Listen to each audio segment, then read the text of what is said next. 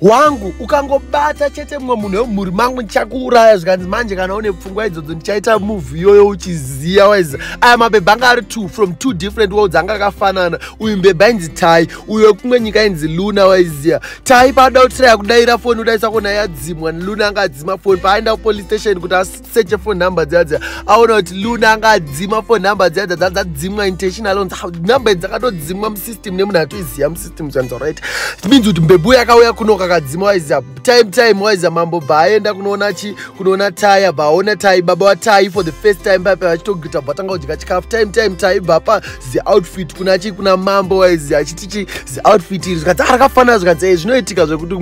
manonzi machi outfit anongoluka familiars apfeka outfit akutonakira akutarisa mira kutoda icho chakanaka icho chiri fine look at this fine person abanzwa noku padho achisvika padropa baona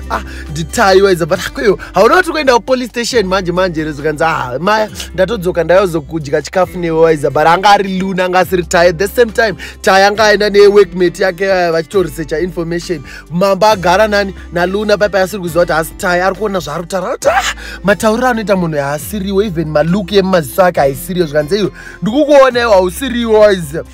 kaluku kauri kundipake mumaziso akasiriko kandopiwa naTai hausiriwo Tai wai uri kuimpersonate akabaziya manje waiza mambo angu akangwara angu anezi IQ rekupenga waiza akutora idea mambo yanzani yemupirisa waiza atarisa baba atarisa miro waiza atarisa miro barohwa neshoko waiza baona ndiye akaenda 25 years back waiza baona face zvaanga akapfeka neoutfit akaenda 25 years back kwaari kunoseva iye ari mudiki waiza bashova zvavarora neshoko waiza atarisa idea alright that's why nani ID waiza atarisa daro abarohwa nekadizines achibva adonha abva afenda wangu